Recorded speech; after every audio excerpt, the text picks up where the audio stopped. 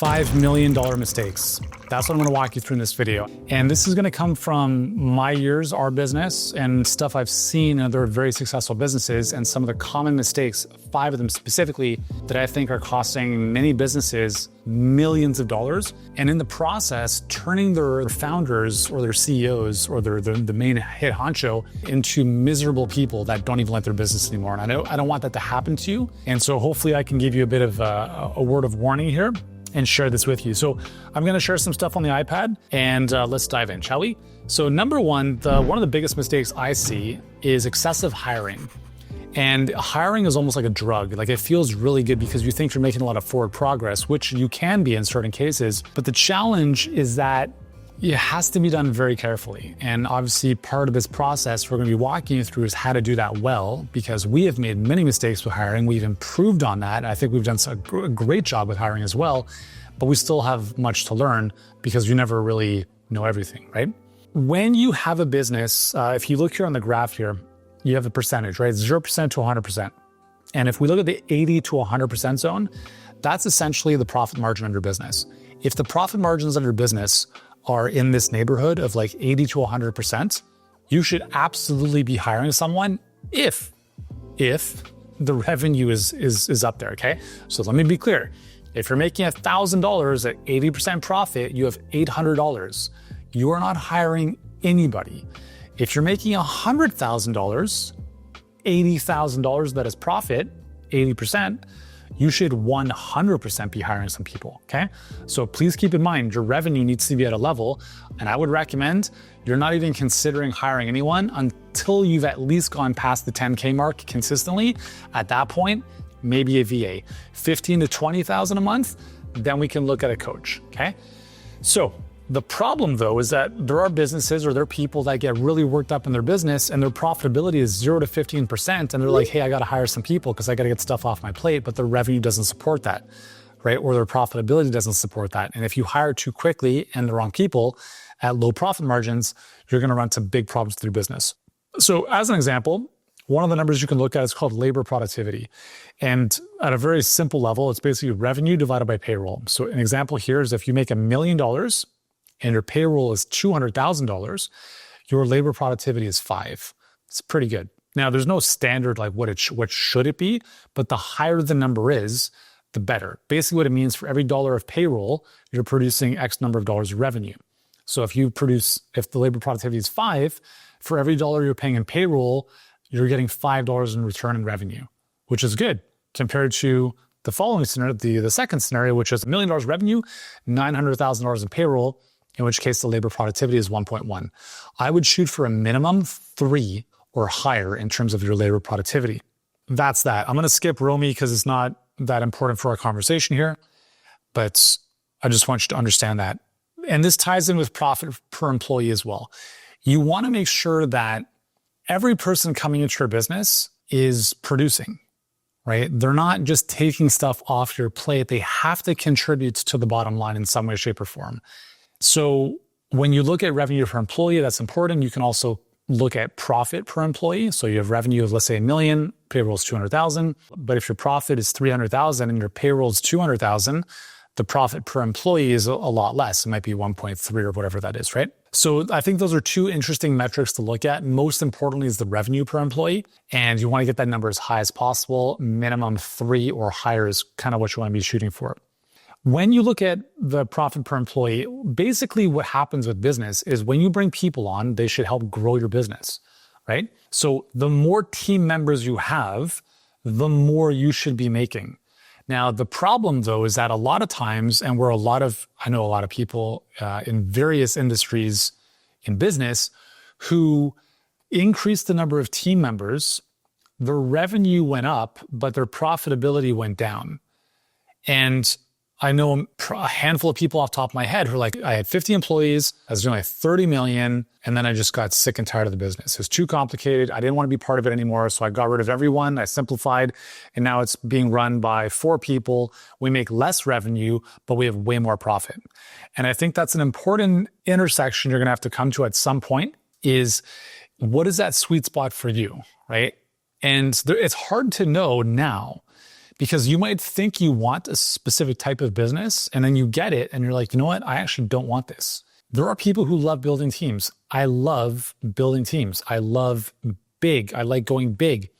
And I'm okay with the pressure. And I'm okay with running a business that's not as profitable compared to someone who runs with 2 people and is 85% profit. Like I have zero interest in running that kind of business. I understand that the biggest companies in the world, they make hundreds of millions or billions of dollars.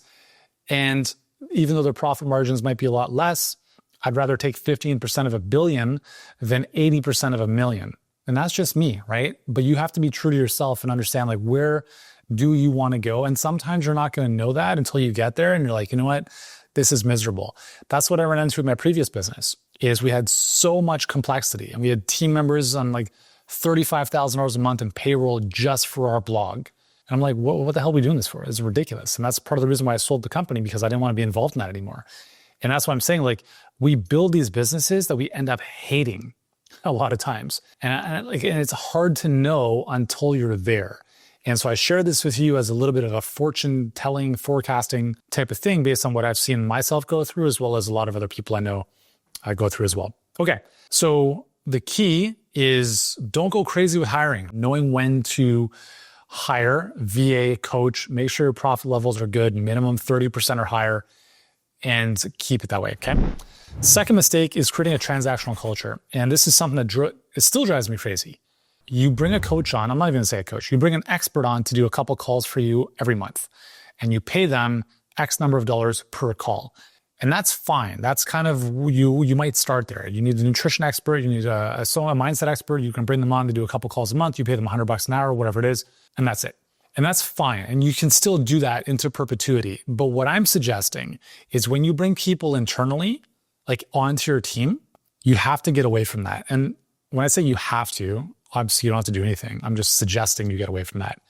Because what happens is a lot of freelancers live in that world. And we actually let go of a copywriter recently because we wanted someone to go more full-time in-house. And she kept thinking, well, this is going to be X number of dollars if I do this number of hours. And I'm like, I don't care what the dollars per hour thing is. You might, but that's irrelevant in our business.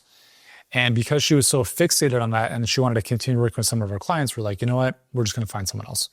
And because I've been through a number of team members or employees who are contractors and it was tick for tack, you know, like they'll show up and do one thing, but we want, again, our core values, owner-like commitments.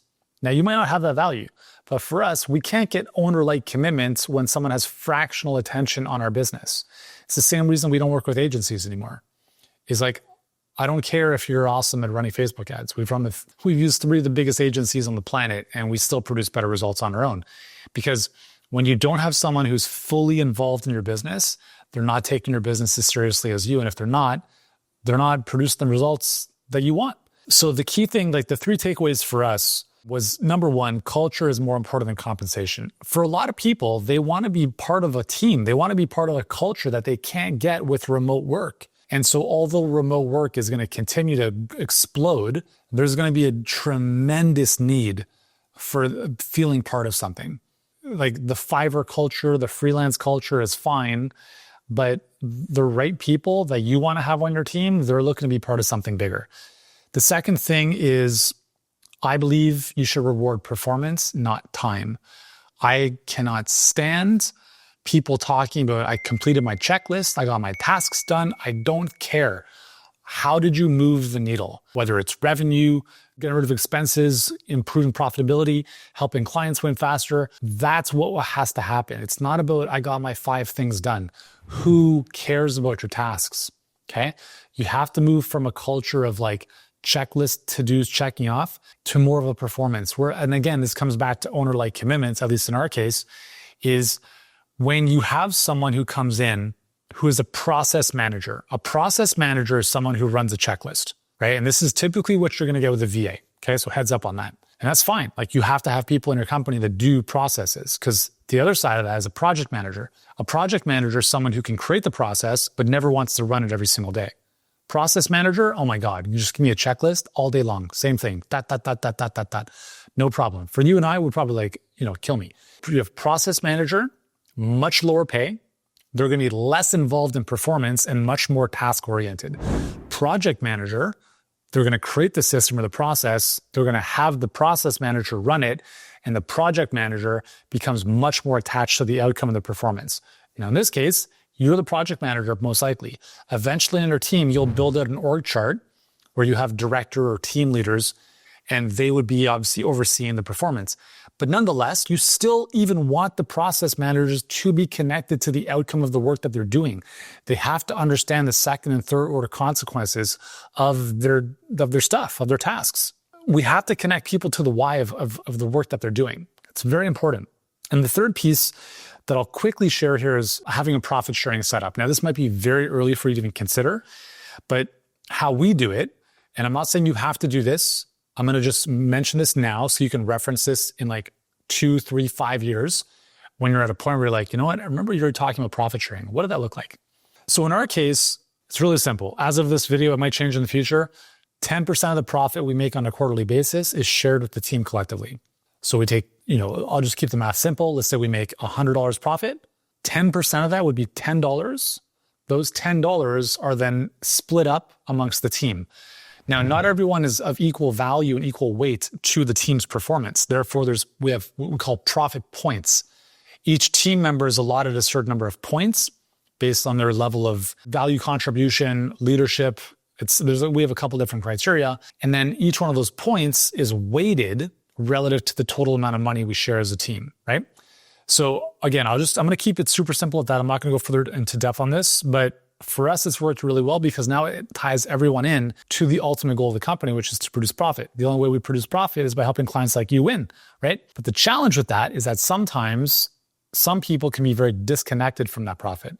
So I'm a big believer in keeping bonuses or performance tied to the specific role as much as possible, even if you didn't use profit sharing. Because sales, I love sales because it's so black and white. You enroll someone, you get a commission. That's the perfect setup. It's 100% performance. we don't pay our sales reps base. You eat what you kill. That's it. That's obviously not the best analogy, but you know what I'm saying? It's very clean. As soon as you get into some of the delivery and operational stuff, it's a little bit more messy. So these are some things that we go into more detail and greater, conversation around, in luminaries as the business continues to grow and expand. But nonetheless, those are a couple things I can note here. But ultimately, I think moving away from a transactional culture when you're hiring people is generally a good thing to do. Now, there might be the occasional person here and there that you're working with in a transactional model. Like we have a guy, one of our video editors, who's not internal to the company. He's on our team meetings. He's not involved in anything. He's not even in Slack. And he just cranks out our TikTok videos, right? So that's an example of a very transactional relationship. We pay him X number of dollars for a video, and that's it, okay? So there can be occasions where that does make sense, but I would really recommend that it's very few and far between because you will not get great results if your whole team is like that. Okay. Number 3 is very similar to what I just mentioned, is focusing on activity instead of productivity. This relates, to you as well as your team members, is you have to do a very good job, and this takes a bit of time and practice, of identifying what moves the needle, right? So as you can see here on the iPad, so number 1 is we have a goal, right? So let's say the goal is revenue. So let's just say $1 million. We want to make $1 million as an outcome, but you have no control over that. Like you have no control over making $1 million directly. What you do have control over are certain activities that lead to the greater probability of making $1 million. So these are known as lead measures or lead indicators. So essentially a lead indicator is something that if it goes up or down is going to have a positive impact on the outcome. So in a coaching type of business where you're getting people on the call or on the phone, a leading indicator of higher revenue is more calls booked. Like if you wanted to keep it very simple, if you booked 5 calls a month, you can kind of predict your revenue. Even if you don't even know the rest of your numbers, they're like, well, it's going to be pretty small. If you booked 500 calls per month, you would also be able to have a very good idea of like, you're gonna have a lot more money, right? It just makes sense. Like calls booked, regardless of show rate and cancellation rate, regardless of that, calls booked, the volume of calls booked is one of the most important leading indicators for this type of business model. That's something you wanna really obsess about. Okay. So when you look at, we want to make $1 million, cool. What can we do to control that? We have to get more calls booked. What can we do to get more calls booked? Well, we can spend more money on ads. We can write new ads. We can do a better job at nurturing our list so more people book calls. And so you break down the process into things you have control over, knowing that it's going to flow upstream. So as you take care of this stuff, the likelihood of you achieving the outcome becomes a lot greater. So going back to the mistake of focusing on activity instead of productivity is you have to focus on the productivity, the productive actions, the things that move the needle. There's a very big difference in how people use their time. If you have 8 hours of work a day and you spend 8 of those or 4 of those hours in Canva or trolling Facebook groups, that's a very different outcome compared to someone who is on sales calls or who's writing new messaging or ads and putting them out into the marketplace. So we have to be able to draw the line between what's just busy work and what's moving the business. And as I just mentioned, the nice thing about this business model is very simple, right? Get more calls booked. You get more calls booked, everything else will take care of itself. How do you get more calls booked? We kind of talked about that. Hey, we'll get back to the video in just a moment, but if you're enjoying this content, this is just the tip of the iceberg. And I've got videos coming your way every single week until I die. And I don't plan on dying anytime soon. And what that means for you is that you'll be getting my best insights to help you grow your health business online faster without the grind and without all the guesswork. But the reality is this. I'm not asking for a lot, just a simple little commitment, which is for you to subscribe to the channel right now. And that way you can get notified every single time we're dropping a new video to help you grow faster. So all you have to do right now is hit that subscribe button below. It will help me sleep a lot better at night. But more importantly for you, it'll help you build your dream a lot faster. So go ahead, subscribe, and we'll get back to the show. Fourth mistake is going too wide too soon. This is probably the biggest one. And this is based on where you're at of what I know of why you're here. This is probably the one thing you got to pay very close attention to, because hiring, fine, no big deal. You're not going to go crazy with that at this point, but going too wide too soon, this is where you can really cause problems for your business. So early on, you built your pipeline and you focused on one single thing, hopefully, right? And you just drilled down on that with focus and simplicity and focusing on that one thing. And as I've said before, you can take that pipeline by itself in isolation, doing nothing else. And you could grow that to 8 figures. You could grow to $50 million if you wanted to, or anywhere in between, just with your pipeline alone. And the reason we don't do that is because we have more gifts that we want to bring to the world. We have more ideas and innovations, and we want to create new things and innovate and spread ourselves, right? We kind of spread the seeds across social media. I'm that guy, right? I'm the guy who wants to do all that stuff. My first business, we had more than 100 different products. Okay, so I'm sharing this from personal experience. It was a nightmare, okay? Now, when I started Healthpreneur, I was like, no, we're doing one thing and that's it. One thing, and we focused on that one thing, which is our perfect client pipeline for HBA for the first 3 years. That was all we did. Then we introduced luminaries, okay? And it's been 7 years almost now, or 6 years as of this recording. And we just, as of this recording, introduced a third product called Money Code. Now, it waits to be seen if that's going to be a major problem for our business or a major benefit to our business. And and my team knows me about that. And we're very good as a team about this, is we don't take on stuff that is not mission critical. I've been very, very good at drilling deep instead of going wide, obviously based on some of the traumatic experience I've had in my previous business. And I'd recommend the same for you. And this is why I recommend one target market, one offer, one channel until you make $1 million, right? There's no need for you to do all sorts of other stuff until you're at $1 million in revenue. And I understand you want to. And this is where it's really important to really have impulse control. Because I wouldn't say that I'm the best at impulse control, delayed gratification, which has gotten me into trouble in life, in business, because I've jumped the gun on things before when I shouldn't have. And I see this so much with coaches and business owners, is because we're creators, we want to just keep creating. I want to encourage you to create vertically instead of horizontally. So if you want to create and bring new stuff to life, do that within your existing program and create like epic experiences, results, improvements for your clients. Take that creativity that you have, that ideation, which is amazing, it's your gift, and channel it vertically. And when you want to go horizontally, like, please have a conversation with us. And I'm not saying like I have all the answers, but sometimes we don't know what we're about to get into until we've gotten into it. And like, as an example, Money Code is, it's a different animal, right? It's a very different animal, different business model compared to HPA and our Perfect Client Pipeline. And that's a big risk.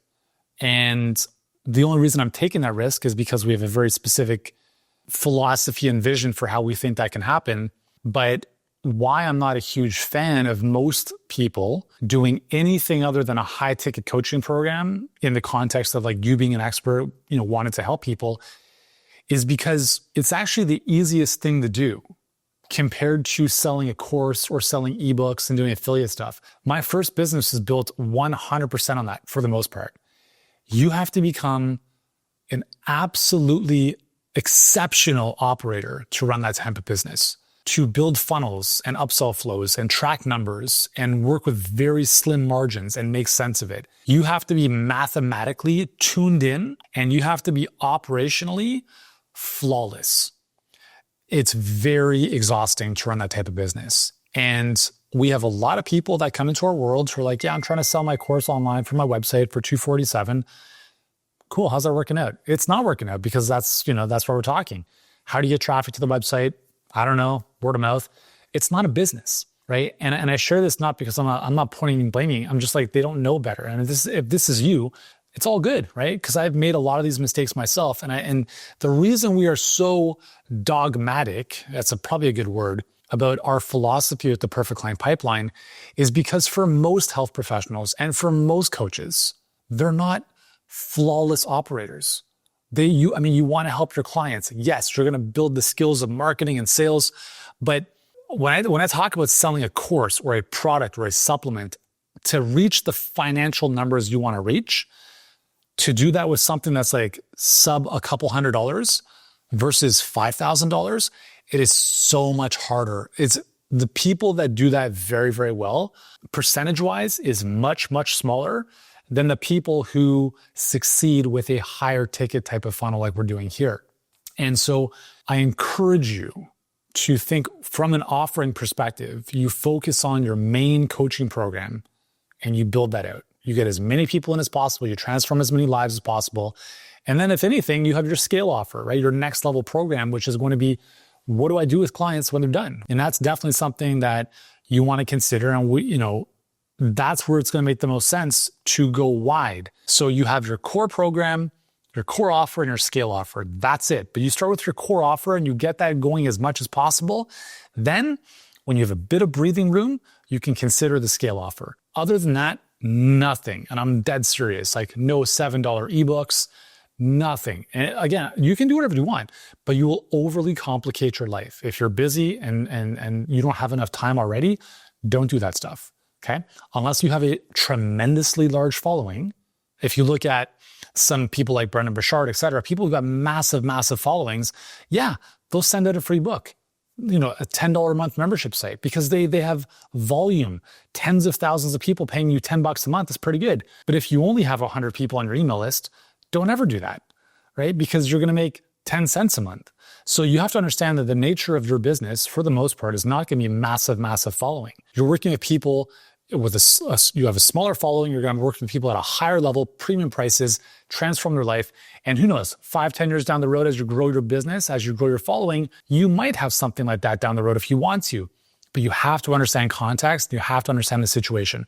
So that's from an offer perspective. The second thing is the channel perspective is focus obsessively about getting your ads dialed in. There is nothing else. I'll share this from like personal experience. Right now, I'm not saying you have to do this, okay? And remember, we didn't do any of this stuff for 3 years when we started Healthpreneur. Right now, we post on Instagram twice a day. We post on TikTok twice a day. We post the video on YouTube once a week, and then our podcast once a week, which is essentially the YouTube video. And then we have some automated stuff that's posted on Facebook and LinkedIn, okay?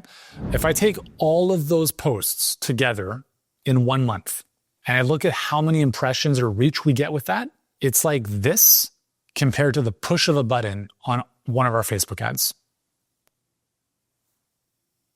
So you might say, okay, why are you doing any of that stuff?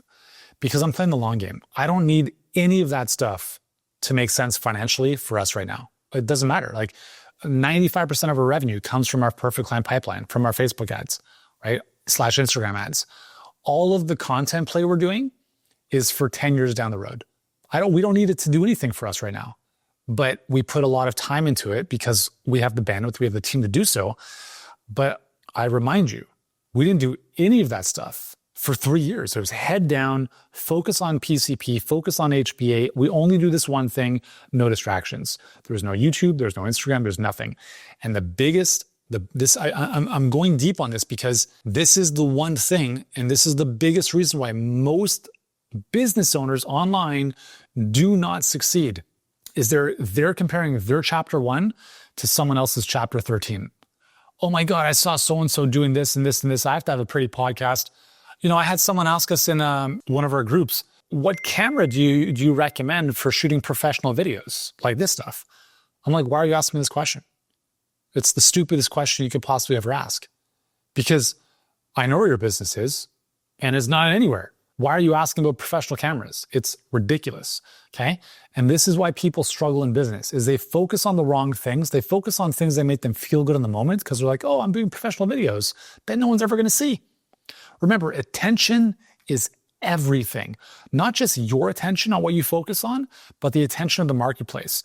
And you could do a million different things and get little to no attention, or you could press one button on your Facebook ads and get 1,000 times more attention. Just do that, right? So let's build the sucker to $1 million plus, then you can do whatever you want, okay? So simplicity scales, complexity fails. And this is something I'm very aware of, and it's something I remind myself of all the time. And even as we're deploying stuff, I'm like, is this worth it?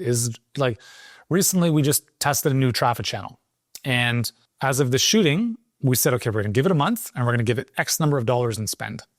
And there was a couple of reasons why we wanted to look into this.